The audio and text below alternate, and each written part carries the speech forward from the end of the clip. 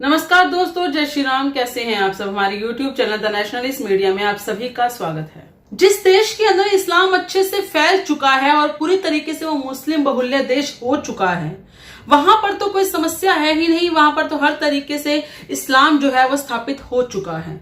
वहां पर अमन चैन स्थापित है क्योंकि वहां पर हर तरीके से उन्हीं के मजहब के लोग हैं।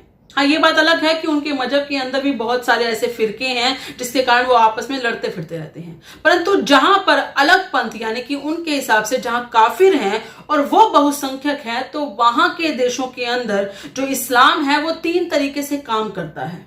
इसके बारे में बहुत सारे हमारे नेता या बहुत सारे समझदार लोग भी हैं जो पहले बता चुके हैं। जिस तरीके से वहां पर काम करता है वो 3 प्रकार होते हैं: दारुल हरब, दारुल अमन और दारुल इस्लाम। इन तीनों के अंदर स्टेप बाय स्टेप हर चीज बढ़ती है। एक स्टेप तो ये होता है कि जहां पर आपकी संख्या थोड़ी मात्रा में हो, कुछ परसेंट हो, वहां पर हर तरीके से आप अलतकिया करिए, वहां पर हर तरीके से आप उन्हीं के हिसाब से जिए। आपका तरीका जीवन यापन का सारा वैसा होना चाहिए जिस तरीके से बहुसंख्यक आपको चाहते हैं। यानी कि आप उनके साथ मीठी मीठी बातें रखिए, उनके साथ हर तरीके से उन्हीं के जो त्योहार हैं वो मनाइए, अच्छे तरीके से उनके बीच में घुल मिल जाइए। ये तरीका चलता है।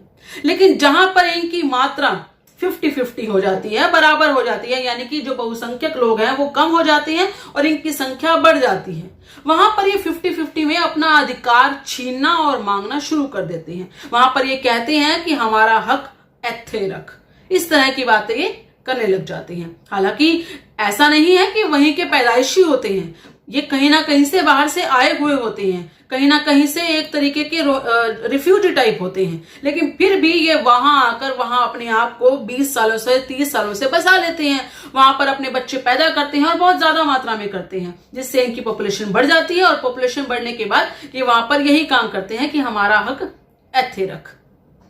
अब आती है तीसरा स्टेप और वो होता है दारुल इस्लाम का, यानी कि हर तरीके से वहां पर अमन चैन हो जाता है, जहां पर इस्लाम की स्थापना हो जाती है। बहुसंख्यक लोग घटते घटते घटते घटते माइनॉरिटी में आ जाते हैं और जो माइनॉरिटी, सो कॉल्ड माइनॉरिटी कहने वाले जो अल्पसंख्यक लोग होते हैं, वो बढ़ते बढ़ते बढ़ते बढ़ते बहुसंख्यक हो जाते हैं, मेजोरिटी में आ जाते हैं। और वहां पर ये हर तरीके से अपना शरिया, अपना कानून, अपना इस्लाम स्थापित कर लेते हैं। वहां पर वहां के जो पंथ के लोग होते हैं उनको हर तरीके से दबाया जाता है, कुचला जाता है और उनको कहीं ना कहीं हर तरीके से खत्म ही कर दिया जाता है। उनका किसी भी तरह का कोई धर्म मान्य नहीं होता।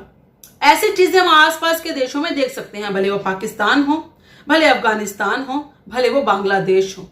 हम अच्छे से देख रहे हैं कि वहां पर जो हिंदुओं की संख्या 20% तक थी, वो आज 2% रह गई है, वहां आज 1% रह गई है। वो आज इतनी नहीं बची है कि वहां पर वो अपना अधिकार मांग सके। हर दिन आए दिन हम रोज देख रहे हैं उनकी बेटियों को कन्वर्ट किया जा रहा है। हम रोज देख रहे हैं कि उनकी बेटियों के साथ कहीं ना कहीं छल किया जा रहा है। उन लोगों के कहीं ना कहीं मंदिरों को, उन लोगों के जो घर हैं उनको तोड़े जा रहे हैं। और ये सिलसिला लगातार तब तक चलेगा जब तक पूरी तरीके से माइनॉरिटी जो है वहां की, यानी कि जो हिंदू लोग हैं, जो कहीं ना कहीं मूर्ति पूजा में विश्वास रखते हैं, जो किसी ना किसी पंथ को मानते हैं, उन लोगों को जब तक पूरी तरीके से इस्लाम में कन्वर्ट नहीं कर दिया जाता या फिर उनको मजबूर नहीं कर दिया जाता, तब तक ये सिलसिला चलता रहेगा। और ये आज की कहानी नहीं है, पिछले हजारों सालों से ऐसा होता आ रहा है। हाँ, ये बात अलग है कि हमारे देश के अंदर, हमारे 9 राज्यों के अंदर, जहां पर मुस्लिम बहुल्य प्रदेश हो चुका है, बहुसंख्यक हो चुके हैं, हम आज भी नहीं सीख रहे हैं। हम आज भी सेकुलरिज्म में विश्वास रखते हैं। हम आज भी सोचते हैं कि शायद इंसानियत ही सबसे बड़ा धर्म है। हम ये नहीं सोचते हैं कि वो आपकी तरफ बढ़ रहे हैं आपकी तरह। हम ये नहीं सोचते हैं कि वो ये चाह रहे हैं कि वो बहुसंख्यक हो जाएं। हम ये बात नहीं सोचते हैं। लेकिन अगर हम जैसे लोग आकर ये बात सत्य बोलते हैं अपने चैनल्स पर या कहीं पर भी, तो हमें कहीं ना कहीं नफरतवादी कह दिया जाता है, क्योंकि वो नहीं चाहते हैं कि आप ये बात समझें। वो नहीं चाहते हैं कि आप लोगों को इस तरह की सच्चाई का पता लगे। इसलिए वो बार बार हमें नफरती कीड़े या नफरतीवादी बोलकर कहीं ना कहीं हमें झुकाने की और हमें डिमीन करने की कोशिश करते हैं। और आप तो भोले भाले हिंदू है ना, समझ जाते हैं कि शायद यही सत्य है। आप ये नहीं समझते कि आपके साथ यही खेल खेला जा रहा है जो पिछले कई हजारों सालों से वो बाकी देशों के साथ खेल रहे हैं। बाकी देश भी कहीं ना कहीं अब समझने शुरू हो चुके हैं। बहुत से ऐसे देश हैं जो अब ये समझना शुरू हो चुके हैं और वो उनके खिलाफ खड़े हो रहे हैं। लेकिन वहां पर बहुसंख्यता जो है वो इन्हीं की होती जा रही है और ये बात वो समझ नहीं रहे। जब तक बहुसंख्यता पर रोक नहीं लगेगी ये बात नहीं समझेंगे। खैर, हजारों सालों की अगर बात भी करें तो हम हिंदू आज भी अटल हैं, हम हिंदू आज भी वहीं रुके हुए हैं। ये कितना भी घात कर ले, लेकिन हम हिंदू जानते हैं कि हम इनकी सच्चाई अच्छे से जानते हैं। हमारे पास जो है हर तरीके का हथियार है। हथियार का मतलब ये नहीं कि हमारे पास हर तरीके का हथियार हाथ में होना चाहिए, यानी कि मेटल में, मैं वो नहीं कह रही। हथियार हमारी इच्छा शक्ति है, हथियार हमारी बुद्धि है। वो इसलिए क्योंकि हम जानते हैं कि ये लोग हमेशा से हम पर छल करते आए हैं और हिंदू अपने सनातन धर्म पर हर तरीके से अडिग है, इसलिए वो कभी भी रुकता नहीं है।